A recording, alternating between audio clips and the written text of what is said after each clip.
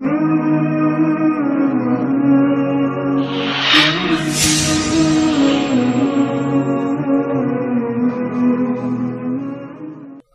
علیکم ورحمۃ اللہ وبرکاتہ۔ ناظرین، آپ دیکھ رہے ہیں پروگرام رمضان کے سائے میں۔ آپ کا اس پروگرام میں استقبال ہے، خوش آمدید ہے۔ ہمارے ساتھ ایک بار پھر موجود ہیں ڈاکٹر محمد نسیم المدنی حفظہ اللہ، وکیل کلیۃ الشریعہ، جامعہ محمدیہ منصورہ مالیگاؤں، اور ہمارے ساتھ موجود ہیں فضیلت الشیخ سرفراز فیضی حفظہ اللہ۔ آج کی اس مجلس میں ایک بہت ہی خوبصورت عنوان لے کر کے ہم حاضر ہوئے ہیں، بچے اور روزہ۔ بچوں کو بڑی خواہش ہوتی ہے رمضان المبارک میں روزے رکھنے کی اور اس کے برکتوں سے فائدہ اٹھانے کی، اور اس سلسلے میں ہمارے بہت سارے بھائی اپنے شوق کا اظہار بھی کرتے ہیں اور اپنے بچوں کو روزہ رکھواتے ہیں۔ روزے کے بارے میں اور بہت ساری چیزیں ہیں جو بچوں سے متعلق ہیں، بچوں کے جذبات سے جڑی ہوئی ہیں۔ آج انشاءاللہ تبارک و تعالی ہم اپنے شیخین سے اس سلسلے میں استفادہ کریں گے اور ان سے فائدہ اٹھائیں گے۔ ناظرین سے گزارش ہے کہ اپنے بچوں کو ضرور یہ پروگرام دکھلائیں تاکہ اپنے بارے میں سن کر کے خوشی وہ محسوس کریں اور ان کے اندر رمضان سے متعلق، روزے سے متعلق اور اللہ تبارک و تعالیٰ کا بہترین بندہ بننے سے متعلق اچھے جذبات پیدا ہوں اور اس کی نشو و نما ہو، تاکہ انشاءاللہ تبارک و تعالیٰ یہ جذبات ان کی زندگی میں کام کریں گے۔ آئیے اس عنوان کے تحت جو ہمارا پہلا سوال ہے وہ فضیلت الشیخ سرفراز فیضی حفظہ اللہ سے ہے کہ بچوں کا روزہ رکھنا یہ پہلے بتائیں کہ صحیح ہے کہ نہیں ہے؟ الحمدللہ والصلاۃ والسلام علی رسول اللہ۔ دیکھیے، بچوں پہ روزہ فرض تو نہیں ہے، لیکن بچوں کا روزہ رکھنا درست ہے، بلکہ اللہ کے نبی صلی اللہ علیہ وسلم کے زمانے میں بھی اور صحابہ کے زمانے میں بھی ان کا یہ رویہ تھا کہ ان کے ہاں بچوں کو روزہ رکھایا جاتا تھا، بچے روزہ رکھتے تھے۔ اس سے پہلے بھی اس طرح کی حدیثیں گزری ہیں کہ عاشورہ کے وقت اللہ کے نبی صلی اللہ علیہ وسلم نے جب عاشورہ کا روزہ فرض تھا، اس وقت اللہ کے نبی نے اعلان کیا کہ روزہ رکھنا ہے، تو صحابیہ کہتی ہیں کہ ہم بچوں سے بھی روزہ رکھواتے تھے، اور جب وہ بھوک اور پیاس سے کھانا یا پانی مانگتے تھے تو ہم ان کو کھیلنے کے لیے کھلونا دیتے تھے۔ تو جو صحابہ کرام کا معاشرہ اور سماج تھا اس میں بچوں سے روزہ رکھوایا جاتا تھا۔ حضرت عمر کے بارے میں بھی مشہور واقعہ منقول ہے کہ انہوں نے کسی شرابی کو دیکھا کہ وہ رمضان میں شراب کی نشے میں دھت ہے، تو انہوں نے کہا کہ مدینہ کے بچے روزے سے ہیں اور تم نے شراب پی کر کے رکھی تو اس کو کوڑے لگوائیں۔ تو اس سے یہ پتہ چلتا ہے کہ صحابہ کے زمانے میں، اللہ کے نبی صلی اللہ علیہ وسلم کے زمانے میں یہ مزاج تھا کہ بچوں سے روزہ رکھوایا جاتا تھا، اور یہ سنت اور یہ طریقہ ان سے ثابت ہے۔ جزاک اللہ خیر۔ تو پیارے بچوں، مدینہ کے بچے بھی روزہ رکھتے تھے۔ انشاءاللہ تبارک و تعالیٰ آپ بھی کوشش کریں گے کہ رمضان المبارک کے زیادہ سے زیادہ روزے رکھیں، کیونکہ اللہ تبارک و تعالیٰ نے اور اس کے رسول نے اور جو ہے اسی طریقے سے سلف کے ذریعہ یہ بات ثابت ہے کہ آپ بھی روزہ رکھ سکتے ہیں۔ آئیے دوسرا سوال ہم کرتے ہیں کہ روزہ بچوں پر فرض کب ہوتا ہے؟ یہ سوال کرتے ہیں ڈاکٹر نسیم حفظہ اللہ سے کہ بچوں پر روزہ کب فرض ہے؟ بسم اللہ والحمدللہ والصلاۃ والسلام علی رسول اللہ۔ ابھی جیسا کہ شیخ نے فرمایا کہ بچوں پر روزہ فرض نہیں ہے جی، اور اللہ کے نبی صلی اللہ علیہ وسلم کے زمانے میں صحابہ کرام کا یہ طریقہ تھا کہ وہ بچوں سے روزہ رکھواتے تھے۔ جی جی، ان کا مقصد یہ ہوتا تھا کہ بچوں کے اندر دین کی محبت کا جذبہ پیدا کیا جائے، جی جی، اور ان کو مستقبل کے لیے تیار کیا جائے، ان کو عادت ڈلوائی جائے، کیونکہ بچے کی تربیت بچپن میں جس چیز پر ہوگی بچوں کو اس کی عادت پڑ جاتی ہے۔ اگر آپ نے برائیوں پر ان کی تربیت کی ہے، برا ماحول ان کو دیا ہے، تو بڑے ہو کر کے بھی وہ برے بنیں گے، اور اگر آپ نے اچھائیوں پر اور دین پر، اسلام پر، شریعت پر ان کی تربیت کی ہے تو انشاءاللہ امید یہی ہے کہ جب بچے بڑے ہوں گے تو ان چیزوں کے پابند ہو جائیں گے، کیونکہ ان چیزوں کی عادت پڑ چکی ہو۔ کچھ لوگ ہوتے ہیں شیخ جو ہے کہ میرا بیٹا دبلا ہو جائے گا اور میرا بیٹا کیسے بھوک برداشت کرے گا، تو وہ بچہ بچہ کر کے اس کو بڈھا بنا دیتے ہیں اور جب تک وہ روزہ نہیں رکھتا ہے۔ نہیں، یہ غلط ہے۔ بچوں کو ابتدا ہی سے ہمیں کوشش یہ کرنی چاہیے، بس ایسا مطلب ایسا نہیں کرنا چاہیے کہ بچے کی صحت پر اثر پڑے، کیونکہ شریعت نے بھی اس کو مکلف نہیں کیا ہوا ہے، لیکن ہمیں کوشش یہ کرنی چاہیے کہ صرف روزہ ہی نہیں بلکہ اسلام کے جو دوسرے شعائر ہیں ان کی عادت ڈالنی فرض ہونے سے پہلے۔ جیسے میں ایک جانبی چیز کا ذکر کروں گا، چھوٹی بچیاں ہوتی ہیں ان کے لباس کا مسئلہ ہے۔ جی جی، بہت ہے۔ ہاں، ان کو کہتے ہیں ابھی بچی تو چھوٹی ہے، یہ کٹ مار کے پہناتے ہیں لوگ، پتہ نہیں کس طرح کے جو ہے الٹے سیدھے لباس ایسا پہنا دیتے ہیں جیسے کوئی ایکٹر ہو۔ آپ یہ سمجھ لیجئے کہ بچے کو بچپن میں آپ جو پہنائیں گے اسی کو اچھا سمجھے گا، اپنے ماں باپ کو جو پہنتا ہوا دیکھے گا اسی کو اچھا سمجھے گا کہ یہ اچھا ہے۔ تو ان چیزوں کا دھیان رکھنا چاہیے. اب اصل سوال پر آتے ہیں کہ کب تک وہ بچہ شریعت کی نگاہ میں کب تک وہ بچہ ہے. ہمارے گھر میں تو ایسے بچہ بہت دن تک وہ ہوتا ہے. کب تک شریعت کی نگاہ میں وہ بچہ ہے؟ کیونکہ جب وہ بچے کی حدود سے باہر نکل جائے گا تو روزہ اس پر فرض ہو جائے گا.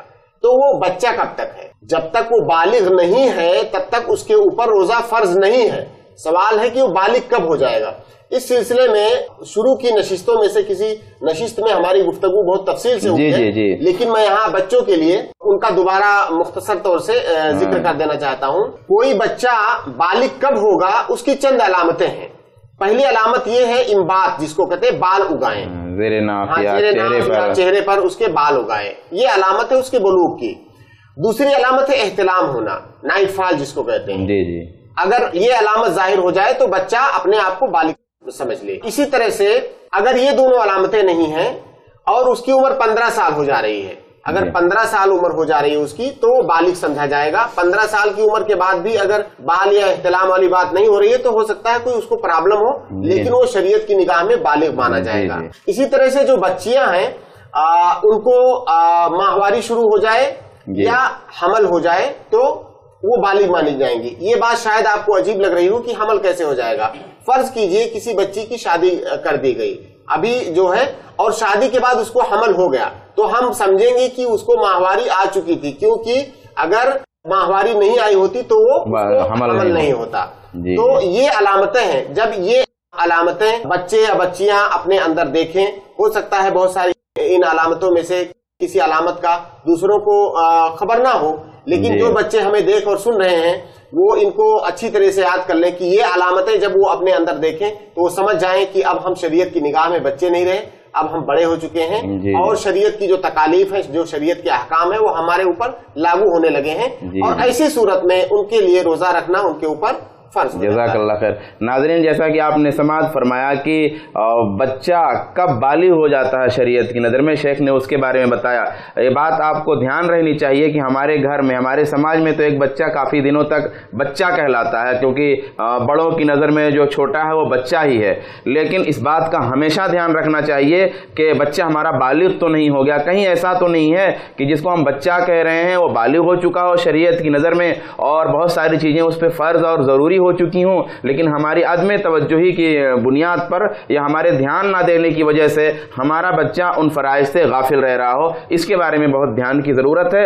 آئیے آگے چلتے ہیں. اپنے بچوں کے لیے ہم ذرا روزے کا تعارف کروا دیتے ہیں کہ بچے اس کو سمجھیں ہمارے کہ روزہ آخر ہے کیا. آئیے شیخ سرفراز فیضیہ فیض اللہ سے اس سوال کا جواب ہم جانتے ہیں. کیونکہ اس وقت بچے مجھ کو سن رہے ہیں تو میں بچوں سے ہی مخاطب ہوتا ہوں.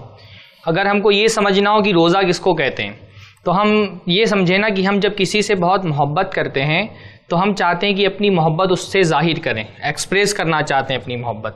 تو ہم کسی سے محبت کیسے ظاہر کرتے ہیں؟ ہم اس کو کچھ گفٹ دیتے ہیں، اس کو کچھ تحفہ دیتے ہیں. اور تحفہ دینے کا مطلب اور گفٹ دینے کا مطلب ہوتا ہے کہ ہم آپ سے بہت پیار کرتے ہیں. ہم کو دنیا میں سب سے زیادہ کس سے پیار کرنا چاہیے؟ سب سے زیادہ اللہ سے پیار کرنا چاہیے، کیونکہ اللہ ہی تعالیٰ نے ہم کو سب کچھ دیا ہے. ماں باپ اللہ تعالیٰ نے دیے ہیں، رہنے کے لیے گھر اللہ نے دیا ہے، کھانا پانی اللہ تعالیٰ دیتا ہے. تو ہم اللہ تعالیٰ سے بہت محبت کرتے ہیں. ہم کیسے بتائیں گے اللہ تعالیٰ سے کہ ہم اللہ تعالیٰ سے بہت محبت کرتے ہیں؟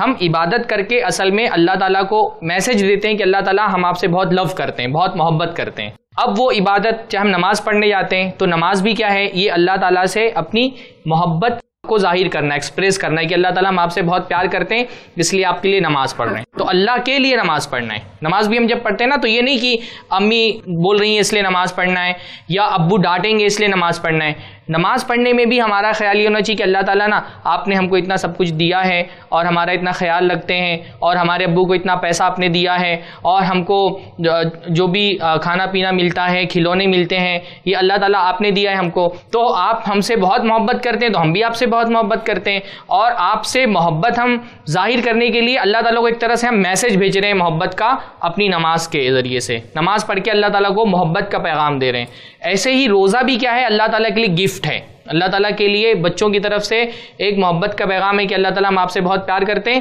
اس لیے ہم آپ کے لیے روزہ رکھ رہے ہیں. تو روزہ بھی ایک طرح کی گفٹ ہے کہ اللہ تعالیٰ آپ ہم سے جو بولیں گے ہم مانیں گے. جب ہم سے کوئی بہت محبت کرتا ہے یا ہم کسی سے بہت محبت کرتے ہیں تو ہم ان کی بات مانتے ہیں.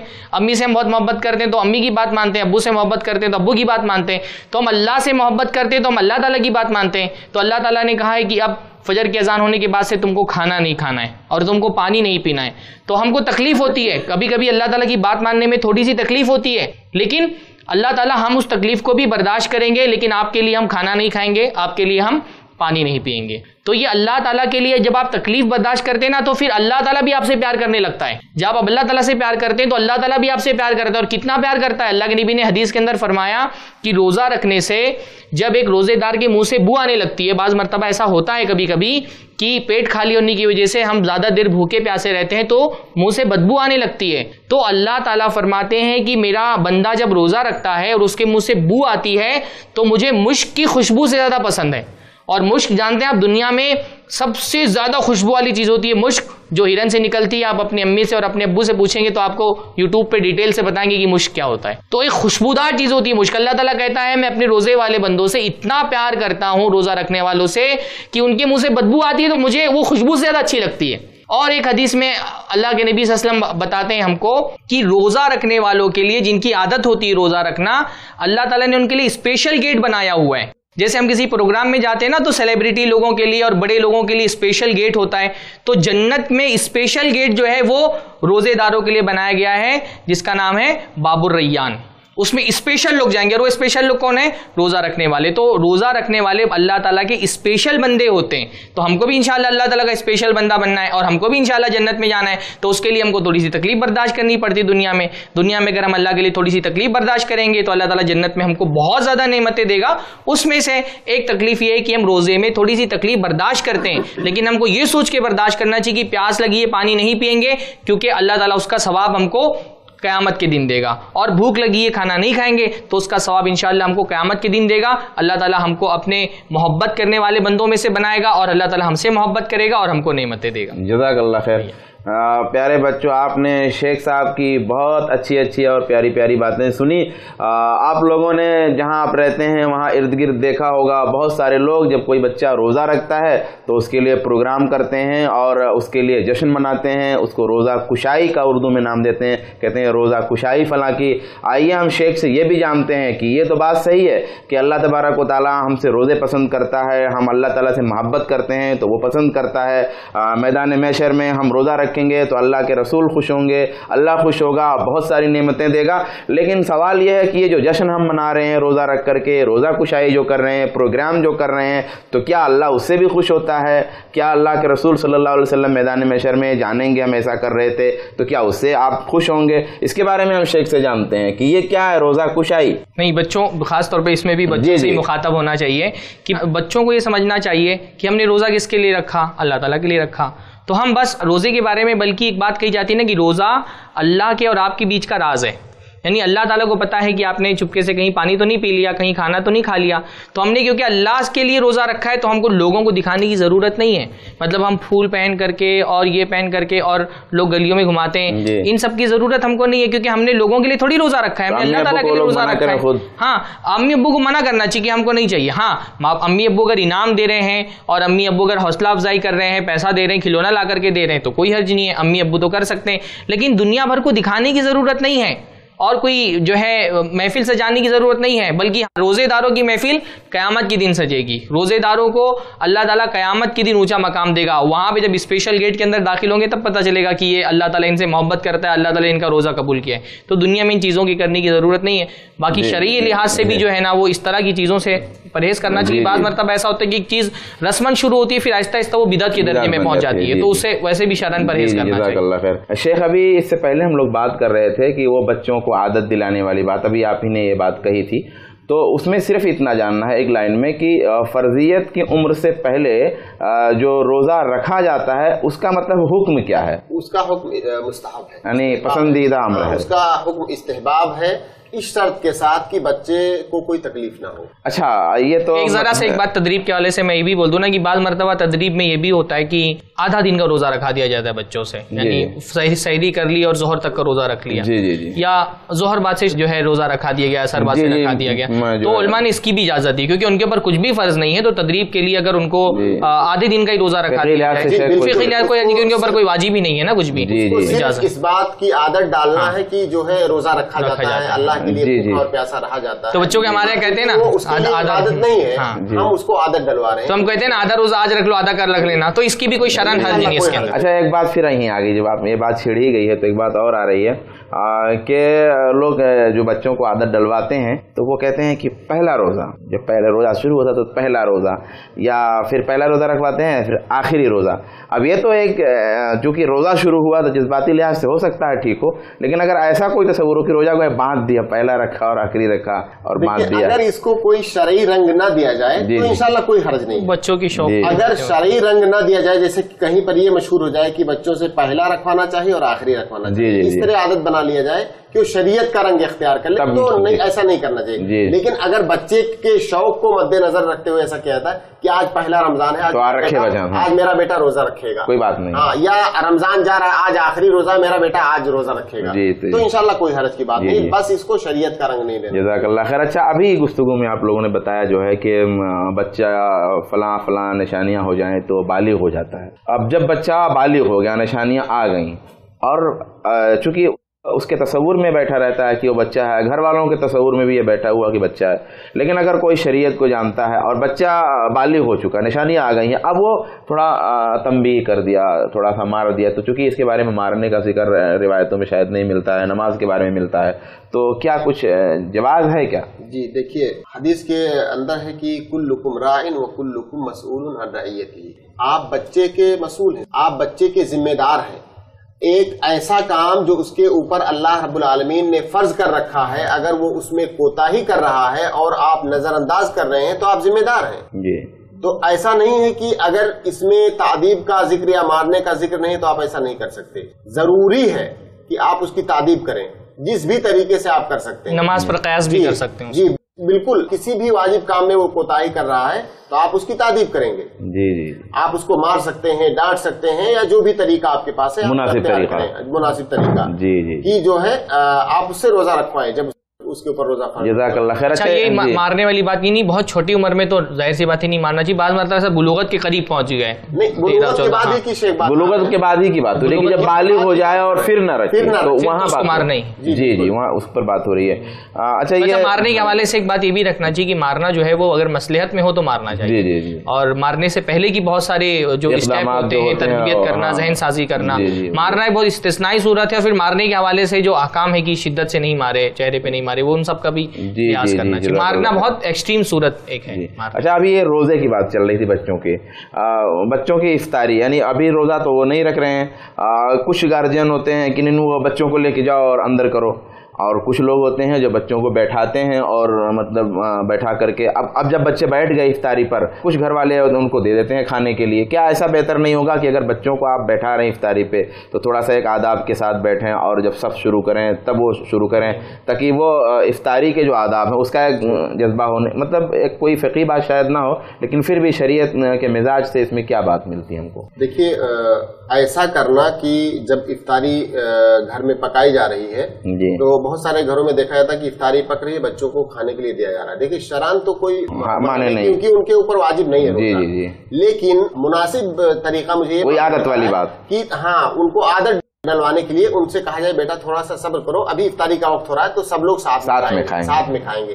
اس کے دل میں یہ احساس جاگے گا اور بیدار ہوگا کہ اس وقت کھانا منع ہے, افطاری کا دسترخوان لگے گا, وہاں پر بیٹھ کے سب کے ساتھ کھائیں گے.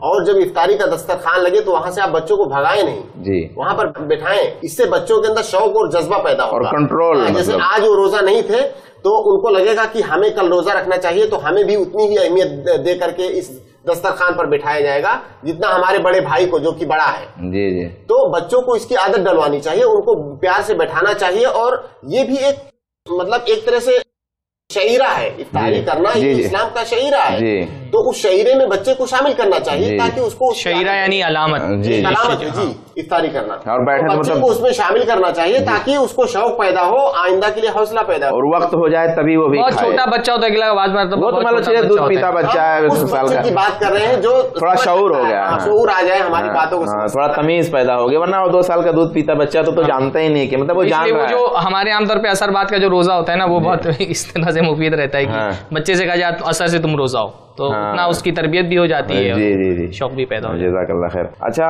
یہ ہم چاہ رہے تھے کہ روزہ کی جو ہے سنتیں کچھ بچوں کو مطلب معلوم ہو جائیں کیا. یہ شیخ کی جانب جی, روزہ تو یہ بچوں سے ہی مخاطب ہونا ہے. تو روزے میں ہم نے اتنا تو دیکھا کہ ہم کو روزے میں کھانا نہیں کھانا ہوتا ہے اور روزے میں پانی نہیں پینا ہوتا ہے, لیکن روزہ صرف کھانا اور پانی چھوڑ دینے کا نام نہیں ہے.